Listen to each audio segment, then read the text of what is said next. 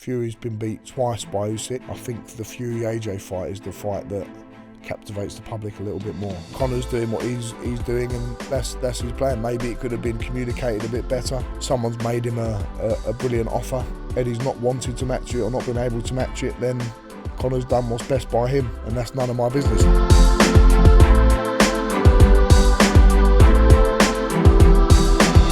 Hello and welcome to Playbook Boxing. I'm Charlotte Daly. I'll be your host. I'm joined alongside Johnny Fisher. But before we get into it, make sure you like, subscribe, turn on the notification bell, and you can even listen to us on Spotify.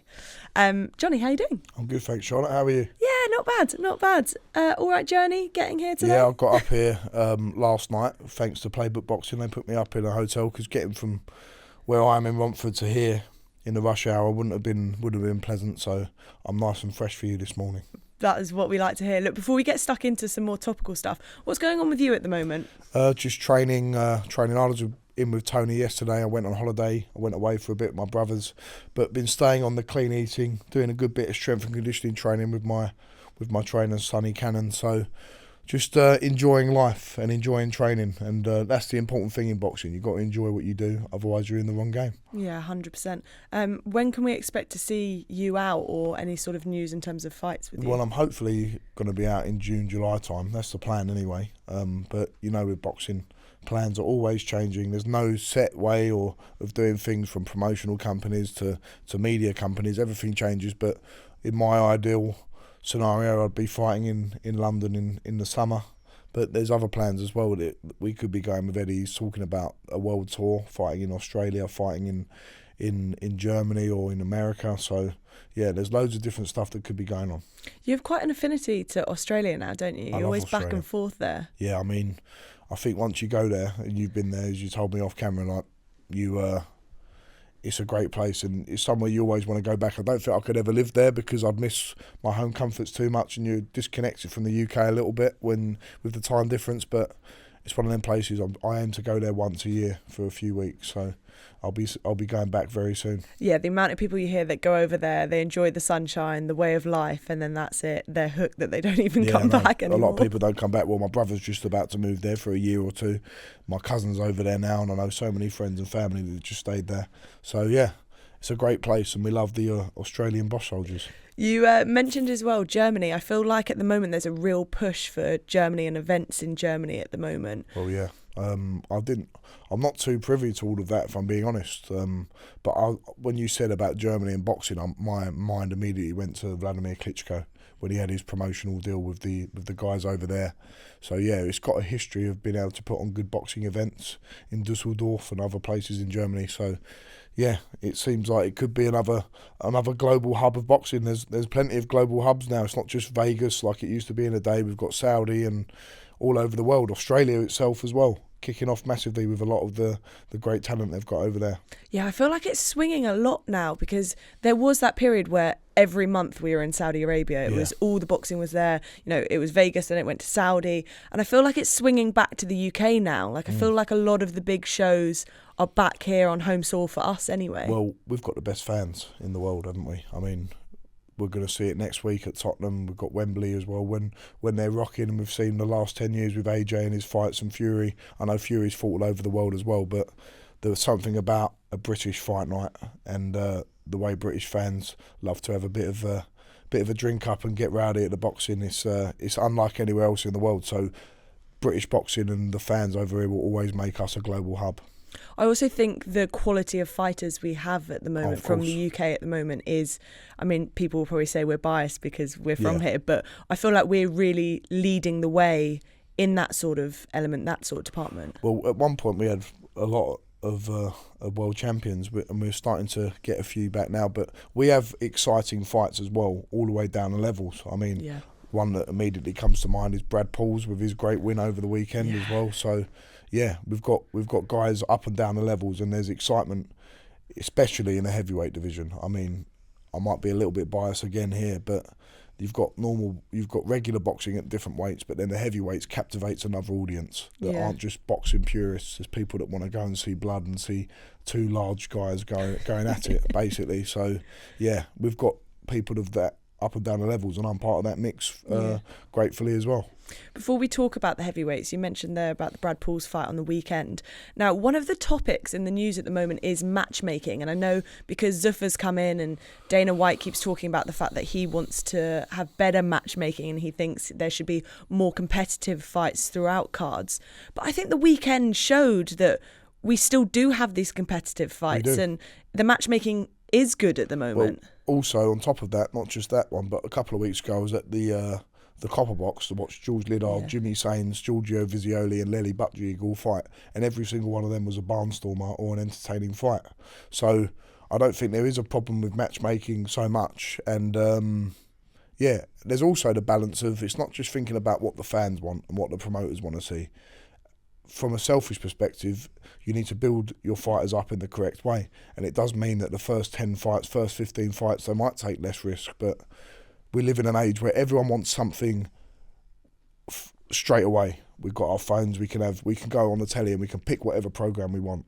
We used to have to wait for it to come on. The same, but with boxers, we can't lose the art of building a fighter correctly and making sure that when they do get to them fights, when they're 15, 20 fights in, they've had the correct diet. That doesn't mean fighting 20 people that they're going to knock over within a round or 2 rounds, but it means making sure that we develop them correctly so that when they get to their title fights or their British area fights, they need to make sure they're doing it in the correct manner and they've had the correct diet of opponents. Yeah, I think that's a really important point, is the fact of building the career. As you said there, it's important for the athletes, but I think it's also important commercially because with the UFC, Dana's always had the benefit of that's just kind of been the one hub and that's where all of the fighters have to go through. But if you have multiple promoters, which we have now, and I know that they're looking to try and maybe eradicate that, but if there are multiple promoters, you have to be able to commercially sell your fighters and get people to tune into pay-per-view and things like that. One way to do that is to make the fights 50-50s every single time. And that's great for the paying public. That's great for the promotional companies, the TV, etc. But it's not so great for the boxer who's trying to develop. Like, take me, for example, who had 4 senior amateur fights and 6 junior fights. I needed to have a diet of opponents where I could develop and get to a point. And you might get to a point where you do have to take a step back and then build again. But there needs to be a process. We need to, in this world, we seem to be skipping the idea that there's a process behind things. That doesn't mean there's going to be no bumps in the road along the way. Of course that means there are. So, it's a balance, and I don't want to see it where we get to the promotional company or one promotional company has a monopoly over the fighters, because that's not a healthy way to live for it to be done either, because then the fighters will be losing out, and they're the guys that are risking their health, their livelihoods every time they step in the ring. So there's a fine balancing act. We need to make sure we make things entertaining, but we need to look out for the best interests of fighters as well. When you say the fighters lose out, do you think that's kind of economically because if there's only one? Well, if there's only one, there's only one promotional company, it limits their opportunities, and there's only so many slots on cards. It's great having multiple, maybe not in the last 3, 4, 5 years, the amount, there's so many. There's got to be a balancing act. So hopefully these new guys coming in will change it a little bit, but there's a balancing act. It's not got to be one way so much, it can't be the other way so much.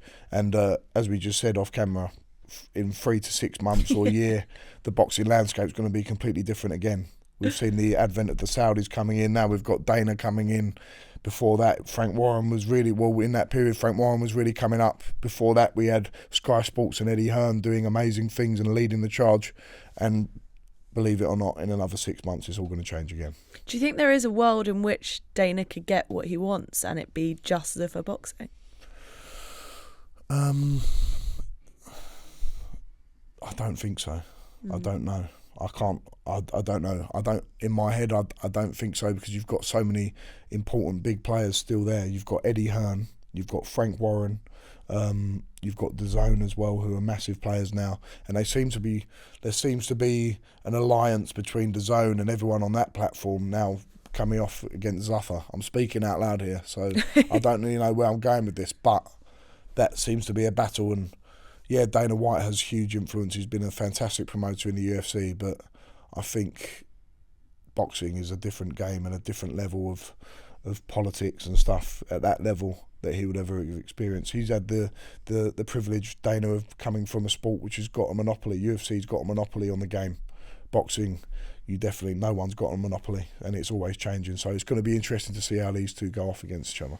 And it's been established for so long. There's the history that comes with the belts. I think it's really hard for fighters in their mind to walk away from that to now fight for a belt that at the moment doesn't have any history. To walk away from the idea of fighting for, let's say, the WBC title versus the Zuffa title was quite... The WBC is such a prestigious belt, the green belt. You've got the IBF, the WBO. It does frustrate me, and it frustrates boxing fans sometimes, the way that these belts also conduct themselves, and the boxing councils around them, or the organisations, because they can be very frustrating to work with for fighters, or they've got their own agendas. So it does make it annoying as well, but going for this new belt is going to be, and making it all about that's going to take a lot of work, because you've now got to then try and contend with all them other competing belts, the 4 or 5 belts that there are, and that's going to be a big challenge. But it's going to be interesting to see over the next 6 months to a year how this all pans out and what it means for the sort of the old way of thinking about boxing, and seeing what Zuffa can do and these guys. And I think at the end of the day, the paying public and the boxing fans will always dictate the mood of where things go. And you have to sort of bow to that demand. So it will always be shaped by that, which is my one hope. And I think it's going to be exciting. Zuffa and the Ring magazine, and the politics between Eddie and Frank Warren, it's going to make things interesting. We don't want it to be boring. So it's an exciting time. I did think that Zuffa coming in would have maybe potentially have helped with the politics you were talking about with the original ABC belts, because of the fact that they were under pressure and they knew that they were being threatened by what Dana and TKO are trying to do. But then you see things like Usyk's fight with Rico Verhoeven potentially having the WBC belt on the line, and I just don't think that helps the cause of what they're... That's not like a 50-50 matchup. It's still going to garner a lot of interest, because Usyk is a super champion of the ages, and I think from that perspective, that's Usyk sort of just being like, look, I've had a lot of hard fights here that on paper are 50-50s or 60-40s, etc. With Fury, Dubois, he's cleaned up a lot of our guys in Britain. So maybe he's just taking an easy one. So I can't. Yeah, that's the thing. I don't mind him taking that fight. I just don't like the belt potentially being on the line. For that's another thing. But I think there's a lot of food for thought here. And I think in the next week everything will change again, let alone the next 6 months. We just spoke about the weekend. One of the big talking points was obviously Moses Itauma's performance against Jermaine Franklin. Everyone kept saying that Moses needs rounds and that Jermaine Franklin was the man to give him those rounds. But it was spectacular, his finish of Jermaine Franklin. What did you think of it personally? I like the way that when I was watching it back, actually, I saw a few of the highlights that Franklin started to try and move himself and try and pivot round and do some of the things that Moses is really good at, his reactive ability to slip and counter. And then as Franklin started to open up more and more, that's when he was catching him more and more. So there was a bit of calculated risk taken by Franklin, and as soon as Itauma spots these openings, he makes you pay. So in a way, the more aggressive you are, the more you're going to be open to things. So it was good. I mean, the shots around the side of the temple, the little step back with the uppercut. Yeah, the step back, The step back was great. But I heard stuff from in the camp, with Franklin's camp, that his work rate wasn't too high with the sparring partners and stuff like that.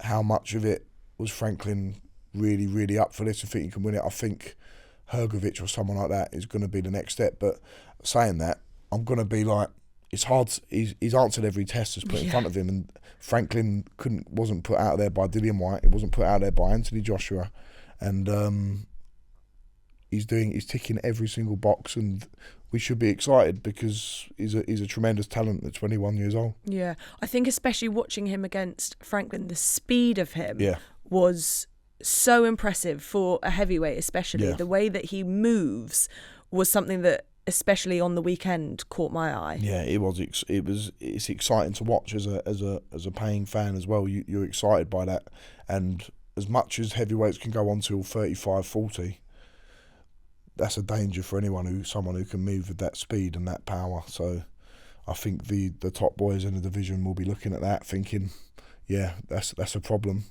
I think the guys like Dubois and Wardley, I think Wardley and I know they're in the same stable, but Itauma will still be having an eye on that because he's mandatory now and he's number one for the WBO. So that's a fight he'll be looking at, Dubois or someone like that. But Wardley for now will be on the back burner because they're in the same camp. Yeah, well, that was kind of the question. What does he do next? Because he obviously said about Hrgović, but he's tied up now as well. So where does he go whilst he's waiting for a Daniel Dubois, Fabio Wardley winner, or even the loser of that fight? Well, I think sometimes the best thing to do is to do nothing because you're in a fantastic spot. Have a couple of months, chill out, still tick over, train, and then that fight, then all these heavyweight fights coming up. We've got one next week with Fury Makhmudov. We've got Wardley Dubois around the corner, and then we'll have Hrgović and Dave Allen just after that. So he can sit and wait a little bit. He's done his job. I think sometimes I've been in the position where, you come off a good win. I think back to myself with Babic, you beat him in 30 seconds and then you're thinking about the next one, and then you can end up being carried away with yourself and then you make a rash decision to fight someone, and it's not always good to act in haste. So there's so many great fights out there. I was thinking about names like Bacoli, F.A. Ajagba as well, these sort of fringe world challenger fighters, because Itauma's now in the top 10. He hasn't got to do much more. He's number one with the WBO. He can sit and wait if he wants, or he can take one of them fights. But why does he need to take one of them fights if he's already in a fantastic position? Sometimes just wait and see what happens. He's in such a fantastic position, but he's also in that really awkward phase at the moment because the older, more established guys aren't going to want to fight him because of legacy and the risk of the upset from the new, hungry, kind of up-and-coming fighter. But then the guys who he potentially should be getting into the ring with...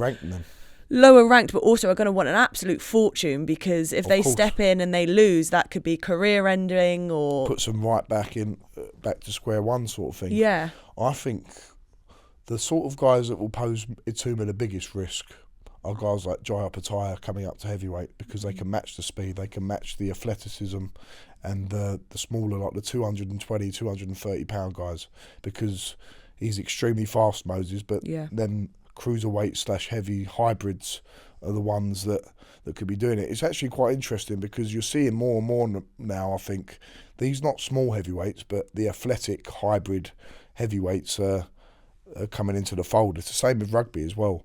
Yeah. All the positions are not like your front row forward is like a hybrid, can be the same as a flanker now as well. Everyone's becoming a little bit more athletic, and it's not just about being the biggest and the strongest. It's about being athletic and being explosive, and we're seeing that across all sports, I think. Yeah, one of the topics of conversation with Moses is Alexander Usyk, and before his fight with Jermaine Franklin, Usyk had said, "I don't want to fight him because I basically don't want to stop his career in his tracks because he thinks that he would beat him." Now watching the Franklin fight, people have started to kind of lean the other way, saying, "Oh, actually, I think Moses could beat Alexander Usyk." Do you think he could? Of course he could, without being trivial, because it is heavyweight. Of course he can. Anybody can. But Jermaine Franklin is not Alexander Usyk, and we shouldn't be thinking that they're on the same level because they're not. Alexander Usyk is a super champion who unified and became undisputed as a cruiserweight and a heavyweight. The only thing that the thing that will stand in Moses' favour, he can wait another 2-3 years and fight him when he's 40, 41, and then it's a different ball game. How old is Usyk now? 38.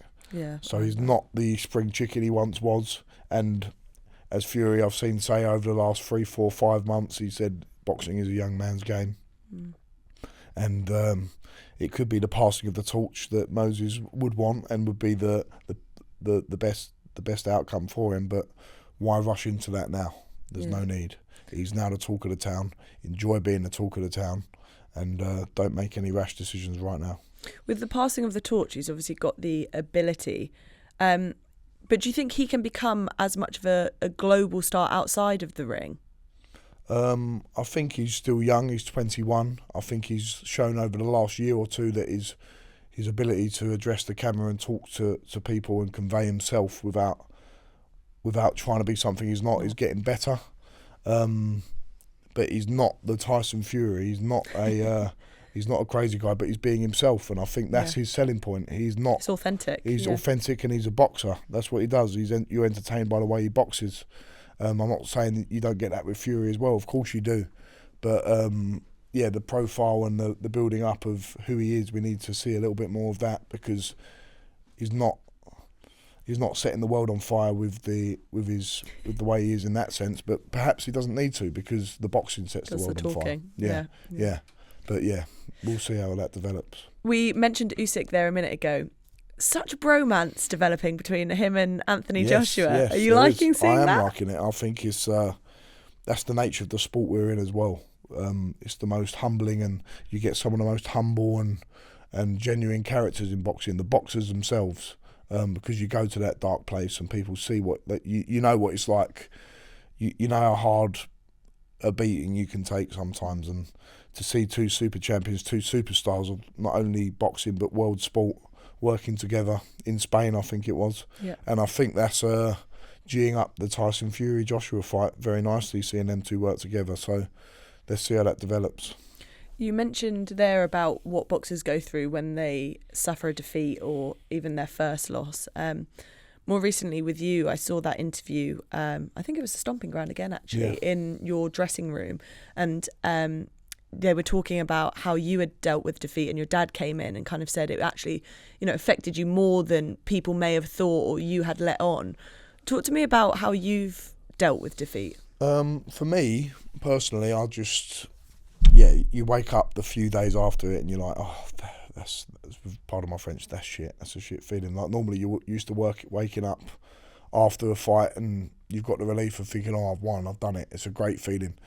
The feeling of winning is amazing. The feeling of losing is dreadful. Yeah. It's not a nice feeling. But my dad and my mum feel the pressure as well, because they're my family. They feel the pressure. I take it in my stride a little bit, but it must be subconsciously on me and weighing down my other family members because of that. But you pick yourself up and you go again. I mean, the way I look at it, there's many great men and great boxers that have lost at much higher level or much bigger stakes than I have.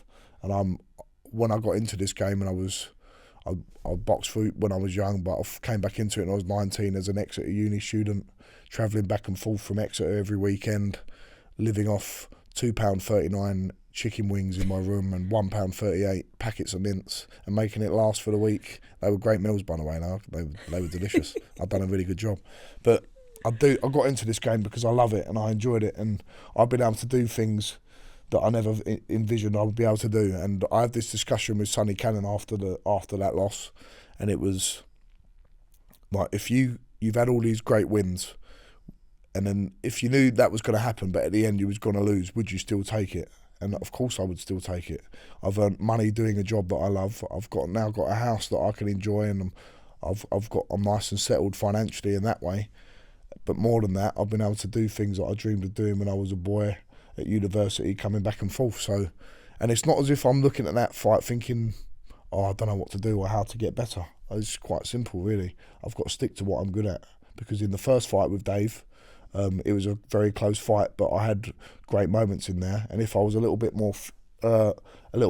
more explosive and had stuck to doing a bit more of my explosive training program, I would have won that fight a little bit more comfortably. But we had the second fight. I tried to change too much, and I lost in emphatic fashion. But that's the nature of the heavyweight division. That could have easily been someone else that night. So it's not as if I've got a puzzle in front of me. I don't know what to do. I know exactly what I've got to do, and I've got to get back to what I'm good at, and that's what I'm trying to do now, and improve that with boxing skills at the same time. I feel like with the second fight, there was even more eyeballs on it, and even more pressure on it. And I was actually having this conversation with Derek Chisora the other day, and he was saying that when he first started boxing, the thought of losing didn't bother him. He didn't care. He just liked the idea of going in and fighting. And he was saying that the bigger you get and the more eyeballs there are, the more anxious he would become about the idea of losing and what people would think about that.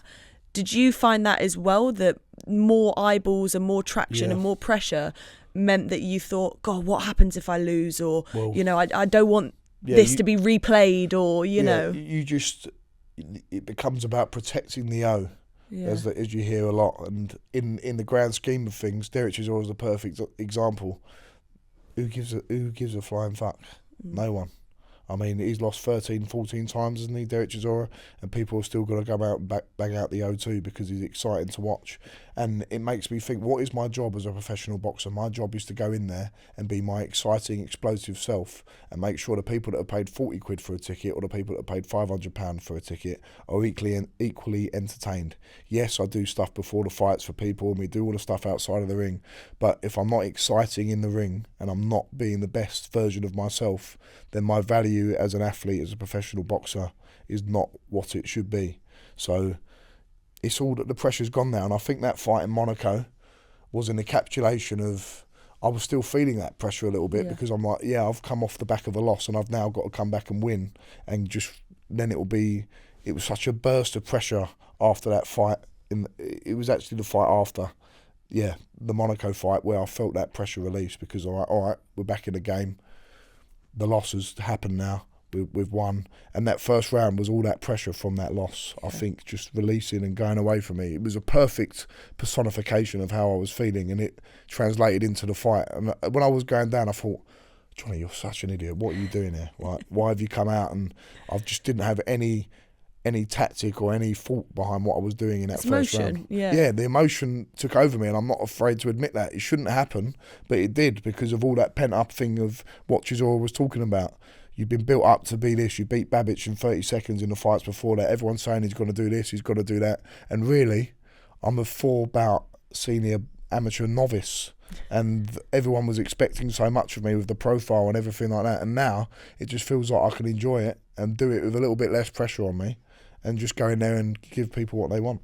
So it's almost like losing the O gives you that sense of freedom as such, that you don't have the pressure of that exactly anymore. And I spoke to David Adelaide about this as well when he came around our house, and he said the same thing. Like, he's had a great victory, great performance against Hrgovic. He didn't come off as the victor, but his stock rose from that. So there's always a route back. Winning and losing is not important. What matters is, did you entertain? And there's ways in which you can build up. And am I going to go through, if you think you're going to go from being a 4-bout novice to then going to be a WBA Intercontinental champion, and you just got to go through and win every single time until you get to, who's after that? Like, Dave Allen just lost to McMiddle. McMiddle's now fighting Tyson Fury, who's been a world, like, I'm only 2 or 3 fights off being back in that mix of the top boys. So it's not a problem. It's actually a good thing that I've now had this time to rebuild with Tony, my new trainer. And it's an exciting time because I can do it and we get to have another bite at the cherry. And I also think people respect at the end of your career, if they look at your career and they go, right, okay, he lost X amount of times, but he fought the people that were put in front of him that he wanted, and, you know, the big fights, rather than, okay, he finished and he kept his O intact, but actually he ducked and dived all the people that you wanted. Well, I could have ducked after that first fight in Saudi. I mean, listen, I believe this is an age-old debate whether I won it or not, but it was a close fight. It could have been one. It could have gone to Dave Allen a couple of points. It could have gone to me a couple of points. It could have been a draw. Like, that's not the point. The point is, I didn't walk away and think, hang on, I'm going to swerve this one, which probably would have been the more sensible thing to do. And if I was being a bit more tactical, I probably could have had a couple of easy ones after that and then build back up, and everyone forgets about it. But there was part of me that thought, right, it was a close fight. It could have gone the other way. Let's go and do it again. But the only problem with that is I overthought, as I normally do with things. I'm an overthinker, and I think, right, I've got to change all this now and do all this. It's the same thing with renovating my house. I've decided to do my bathroom, my kitchen and my front room all at the same time, and now it's an absolute mess and I don't know where I've ended up. But in the same principle, I've tried to overthink and rechange all these things in about 8 weeks' time, and it didn't work. But that doesn't mean it. We've learnt from that now, and now it doesn't mean we can't come back and get back in that mix, because, as I said, you're 2 or 3 fights away from being in these big top 10 for heavyweight fights, so it's an exciting time. Playbook Boxing is powered by our friends at Betway. For exclusive acquisition offers, free bets and much more, download the Betway app now. We had John Fury on the show a couple of weeks ago now, and he came out with some headline-grabbing quotes that he said that he felt like Tyson was completely gone since the Deontay Wilder trilogy. Do you think there's any truth in his opinion on that? Who did Fury fight after Wilder? Who was his fight after that? I forgot. It's gone from my head. So he Need fought. to have a He fought Usyk, didn't he? He fought Usyk, didn't he? Well, Was that straight after? no, not straight after. No, but yeah, I I'm was saying, gonna what say. fights has he had since that Wilder trilogy? Yeah. Well, he's gone twice the distance with Alexander Usyk, who is a generational talent, if not will be on the Mount Rushmore of heavyweight boxing. So I wouldn't say he's completely gone, and I'm saying that with respect to to John Fury and his opinion. Is he completely gone? No. Would them fights, that especially that third fight, would that have taken a lot out of him? Of course, you can probably have. I've heard Tony Bellew talk about this. Them sort of gut-wrenching fights where you have to search your soul. I've been in one of them in Saudi Arabia. You've probably got 3 or 4 of them in your locker in your career. So it will take something out of you. And is Tyson Fury a 29, 30-year-old anymore? No, he's a 37, 38-year-old now. So, yeah, there's time on the clock is running out. But if he's anywhere near his scintillating best, then he will deal with Makhmudov, because I've seen my good friend Guido Vianello, he's dealt with Makhmudov. Dave Allen's got a distance with Makhmudov. So, yeah. There's a bit of truth and there's a bit of sensationalism there, I think. Yeah, I think there's no shame in losing to Alexander Usyk, and No. I think people read too much into that with Tyson Fury and the fact that they say that after the Alexander Usyk fights he's done, sort of thing. But if you still put him in against various That's what people love to say, isn't it? Like Yeah. you're done. You lose one, he's done. He's finished.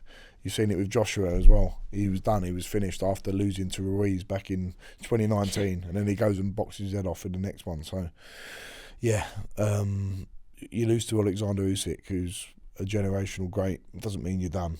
And we'll see next week anyway. That's why we're going to tune in and watch it, because Makhmudov is no mug. He got 21st round knockouts or something ridiculous like that. He's about the same height as Fury as well. So he's going to be a big unit there with his own ambitions, fighting on the biggest stage he's ever fought on. So, yeah, he'll be trying to make it happen. And if he isn't on form, Makhmudov will deal with him. I think people are already overlooking that fight, because people are already talking about, okay, but what will Tyson do next? Like, will he go into the trilogy with Usyk? And that's a dangerous thing to do. I've been a victim of that myself, thinking about what's next. It's the worst thing you can do. And the best thing you can do is just think, right, how do I beat this guy in front of me, and what have I got to do? That could be your only focus. Nothing else can come into it. So we can't talk about fights with AJ and things like that, because Makhmudov is a big, dangerous lump in front of you who will chin you if he gets the chance. Let's say he does beat Makhmudov. Yeah. Do you want that trilogy between Tyson and Usyk? Would you want to see it, or what route would you want to see it go think down? the more commercially valuable fight, and the fight which probably makes more sense at this stage, is the Fury AJ fight. I think everything the terrible things that have happened to AJ and his family, friends, and his people that have been with him his whole career is awful. That might have relit a fire in the man, it seems to have, with his training with Usyk, and then that's the fight I think that the British boxing public will want to see. I mean, Fury's been beat twice by Usyk. Yeah, they weren't well beaten. They weren't like he's been destroyed and he's been stopped. But I think the Fury AJ fight is the fight that captivates the public a little bit more, from a selfish point as a fan. Imagine that as a storyline, because we've seen even Tyson's put out some videos today kind of joking around, being like, AJ and Usyk teaming up, it's me and Joseph Parker and whatever. Yeah, it's a great little story. But yeah, imagine the story if Usyk technically trained Anthony Joshua to then go beat Tyson Fury, having beat him twice himself. And if he don't beat him, then they can then do the trilogy in a year's time or whatever. But it's always sad, in a way, as a boxing fan, that these fights happen when the guys get to their late 30s. But then I'm also, because I am a boxer myself, they think in their head that I've always got these fights in the back pocket, so that's why they do happen at the end of their careers. Because why would you jeopardise other things that you could be fighting other guys when you're 31, 32, 33, when you know you can have that one at the back, 37, 38, 39. Well, two guys who aren't waiting is Daniel Dubois and Fabio Wardley. Yeah. I mean, talk about Fabio really picking a tough one for jumping straight in with his belt. Yeah. Well, that's an app. I'm so excited. This is the fight I'm most excited about. Yeah, I'm looking forward to it. I've sparred both of them guys loads of times. Daniel Dubois is the hardest puncher I've ever been in with Like even with them 20-ounce gloves, you can feel the shudders down your body as he hits you with a jab, let alone a right hand. And when a right hand hits you, it is like a lightning bolt. But Fabio, when he turns it on for a fight night, he's got something in him that not many men have, and he's got the ability to really explode and capitalise when he's hurt. That's when he's hurt and when he's hit is when he's the most dangerous. And we almost saw Justice Huni show the blueprint of how you might possibly win against Fabio, which is not getting involved too much, sticking him on the jab and tagging him. But even then, he found a way to stop it in the later rounds. He was getting well beat, and I say that as a friend of Fabio and someone who looks up to him. He was getting well beat. He knows that, but it doesn't matter because he's got that equaliser. And what a fight this is going to be! I've gone against. This is me talking as his friend. I've probably been a bit like with Fabio when he fought Parker. I thought, that's going to be a tough one. Other guys he's fought, that's a tough one. I don't know if he can get through this one, but he's not proved me wrong, but he's gone against my instincts every single time. So I can't go against him again. I never will, because I'm never going to be. I'm always going to be on his side now because he's done amazingly. We spoke earlier about there's only so many wars a fighter can be in, and I feel like with Fabio, he's just always in wars. How long can he keep doing this for and fighting the way that he fights? Oh, it's so exciting to watch. I mean, fighting Daniel Dubois, you don't want to be getting caught willy-nilly by him like he has been before, because with 10-ounce gloves on, I can't imagine how powerful that is. But if he takes it to Dubois, which is the only way I think Fabio knows how, and it's unbelievable the way he can do it, we can really see how if he can drag Dubois into a firefight, and that's his best hope, because Dubois got a fantastic jab and 1-2, and his ability to judge distance is very underrated because he just comes in and out of range. What he does have is that ability to prod the jab, come back, unleash the right hand. So Fabio doesn't want to be at the mercy of his jab. He doesn't want to be there. He's got to turn it into some sort of bar fight, for want of a better phrase. But if he does, he's got a very good chance of winning, I think. What happened with Daniel coming to your gym, leaving your gym? What's the story behind that? Well, I'll get on well with Daniel. I mean, I trained with him when he done a bit with Tibbs as well for multiple weeks, and then we was training there. He was getting on really well. I just think, as Tony said on record, is they just didn't gel very well, and I think that's fair to say. I think the way that Daniel was trying to train didn't really match up with the stuff that Tony was doing, and there's no hard feelings between the two of them. And I think personally, the relationship Daniel had with Don Charles, who's an equally really, really good man and good trainer, I think they had a good formula there, and probably he was a bit hasty to move away from him after the loss to Usyk. Don gave him some great wins against Jarrell Miller and Hrgovic, who are fantastic operators, and I think it's a good fit, and I'm glad that they've been able to come back together, because I've got a lot of respect for Don Charles as well. I boxed Harry Armstrong for the Southern area, and he was the trainer of Harry Armstrong, and I've been around the gym sparring Daniel when Don's been the trainer, and I think they're a good pair, and I think that's going to work out well. Whilst we're on the topic of your gym, Conor Benn signed for Zuffa. Do you know what? There's not many things in boxing that surprise me anymore.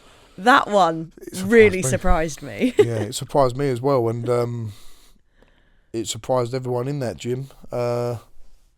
One thing when I've been out in the public, it's been like, oh, what do you think of Conor Benn? What do you think of him going to Zuffa? I'm saying it's nothing to do with me, and I don't know we're not as privy to the situation as everyone thinks we are. I mean, I'm a Matchroom guy. I'm signed with Matchroom, and I want to try and keep it that way if I can. But I understand that what we see and what we hear isn't always what is actually going to go down with these things. And I'm saying that as someone who's a fan of Eddie and Barry. And you can see that Eddie and Barry and Frank Smith are visibly hurt by what's happened. But Conor's doing what he's doing, and that's his plan. Maybe it could have been communicated a bit better. I don't know what the ins and outs of that are, but if someone's made him a brilliant offer, and Eddie's not wanted to match it or not been able to match it, then Conor's done what's best by him, and that's none of my business. The only awkward thing about this is the day before I'd done a load of interviews talking about me being offered a lot of money, etc. for one fight, and unfortunately, the next day it comes out. I'm talking about Conor Benn. All this stuff's come out, and it's like I've known what's happened. I didn't know anything, so I sent Conor a message the next day and was like, "Just so you know, I don't know what's happening with your situation. My situation is completely different, and I'm not trying to. I wasn't trying to throw a dagger at the timing. Yeah, it was just poor timing. But me and Conor get on well, and he's been training in our gym, and yeah, he's doing what he thinks is right. And as a professional boxer, that's all you can do. And he's back at Tottenham, fighting on the Netflix card. You must have your eye on that card as well. You've got Jamie TKV, Richard Riakporhe. That's got to be tickling your interest. A little bit and a little bit not, because the thing that I was fighting for the TKV, it was locked in on a different show for the British title, and I was properly locked in. Then it was on and off, not TKV's fault. Both teams had agreed it. We know this story. It was on and off about 3 or 4 times. The British title tantalised me, and then they're two fantastic operators. I mean, Riakporhe's a top 10 ranked heavyweight in some of the ranking bodies. TKV's come off some great wins, but are they people that my fans and my supporters know about? Probably not. Are they people that galvanise an interest like someone like a Dave Allen would? Probably not. So I have to weigh them things into it. What I'm trying to say is here, I'm not in a rush, or I don't need any dance partner to have an appeal. I can make sure I make the right move for me in the next stage. Will it be a good fight? Do I think them styles will gel well? Yes, I think they will. But it's not a fight where I'm thinking, that's who I've got to fight next, or someone like that. Yeah. No, not really. But it's good you do have half an eye on it, thinking, right, let's see where they are, because any fight for the British title as well is a barnstormer. We've seen that with the TKV Clarke fight. What a terrific fight that was. And who was it before that? Well, we've seen Wardley hold the belt for such a long time. But yeah, I will be looking at that with an interest. Frazer Clarke trying to bounce back, going in against Justice Huni. Yeah. What do you make of that fight for Frazer? It's a tough fight. Yeah. Justice Huni has shown his worth, not only with his performances in Australia, but he was performing really well against a world champion in Fabio Wardley. So it's a hard fight for Frazer. Frazer's a terrific man, a gentleman, and one of the good guys in boxing. But it's a tough fight, and he knows that. But that might be what he needs to get up for it. He's coming off the loss to TKV. He's had another loss with Fabio Wardley, but... is it make or break for him? It could be a little bit, but I don't feel like Frazer's a sort of bloke who minds that either. I don't think he's going to be fazed by people saying it's make or break and stuff like that. I don't think it's going to be a problem.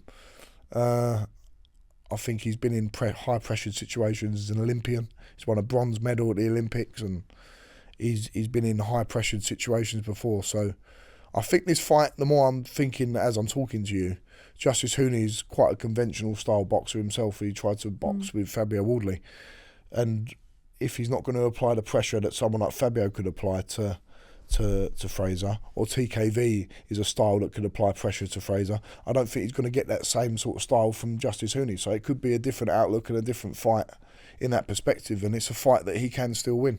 Yeah. So yeah, as much as I like Justice Huni, he is an Aussie. And Frazer Clarke is a Brit, and he's a good bloke that I get on with. So I'm hoping to see Frazer bounce back. We then have the other end of the scale, which is like the Tommy Furies going in against the Eddie Halls. Yeah. That again, when I heard that Tommy had a fight coming up, and we were talking to Callis Howland, and he told us like the day before it was coming out, I was like, he's fighting who? Yeah, I know. What? I know, it's crazy, but I sparred Eddie 4 or 5 years ago just before I fought at the O2, or just after I fought the O2 in my first fight in front of the crowd after COVID. And I've seen a lot of improvements from this time to when I sparred him a few days ago. And he shedded down a little bit. And trust me, if that guy hits you on the chin, and if you get close to him, you don't want to be grappling with Eddie Hall, the world's strongest man, 2017. So, yeah, it's a fight where Tommy Fury's got to be sensible. He's got to stay away, keep jabbing him, keep trying to keep the work rate high from the outside. But another entertaining fight. I know it's like a completely off the tangent sort of fight we didn't see coming, and it's sort of that misfitsy style fight. Yeah. But it's still one that I'm thinking, hang on, it's not like I'm watching Jake Paul and KSI and them sort of guys. I'm actually quite interested in this because Tommy Fury's from a good boxing background. Let's not forget that. And he's beat both them KSI and Jake Paul guys. Has he fought Jake Paul? He did, didn't he? Yeah. And Eddie Hall's, I'm a fan of him. I've seen him. I went down to his team. He's got a good little setup there, and he'll be bang up for this fight. I didn't realise you had sparred him. I sparred him a few days ago, yeah. So because Eddie Hall's helping my dad lose some weight. I saw that. Yeah. So he's actually lost about 4 or 5 stone now doing his carnivore diet with Eddie Hall. And I think it's more the fact that my dad thinks if he messes up, he's not just got to deal with me or my mum, he's got to deal with Eddie Hall. And Eddie Hall don't have any fucking about.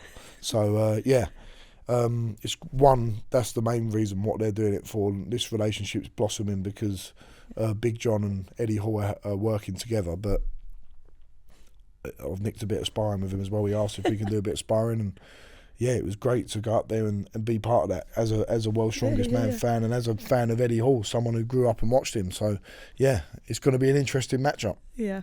So your dad's properly locked in then? Because I saw it was on the podcast where they shook hands on it, didn't they? Yeah, about they shook losing hands. Weight. That went up yesterday, and they've been working at it for a little while now, and I think they've lost 4 or 5 stone doing this so far. So my dad's just trying to. He's never going to be a thin bloke, and I don't think he wants to be, but he's getting to that age where it's important now that he looks after his health a little bit more.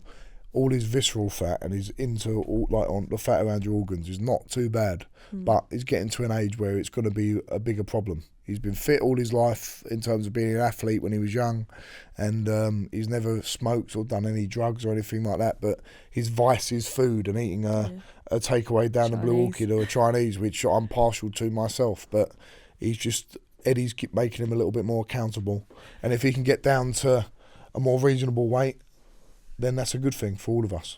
You were saying off camera earlier that your dad used to play football. I never knew that about him. Yeah, he played for the reserves of Leyton Orient until he was about 18, I think, 19. He was captain of the Havering district team. They won the London schools. He was captain of the Essex County team as well. So he was a decent footballer. My brother played for QPR till he was 17 as well. So how did you fall into rugby then? I love rugby. Were you like the black sheep of the family? Well, I played you liked football rugby? myself, but I weren't as good as them two. I was a centre half. I played for the district. That was about as good as I got. I made a few fuck ups when I played for the district as well. I've had some good games, but I was never as talented as them two at football. And rugby was a game I played at my secondary school, Marshall's Park, but we weren't a rugby school. We weren't a posh school. So there's about 7 kids that were able to play rugby, and we played it. But when I went to my sixth form, Cooper's, big rugby background there, and we used to be a state school that went to all these posh private schools. I remember going to the Royal Hospital School. It was like going into Hogwarts, and we had they all had these caps on with these funny hats on, and we had lovely cooked dinners for us after the game, and everyone was really posh and lovely and great people. But yeah, I fell into love with rugby when I went to Cooper's. Obviously, always have loved watching England play rugby. I think the Six Nations is one of the best sporting tournaments in the world.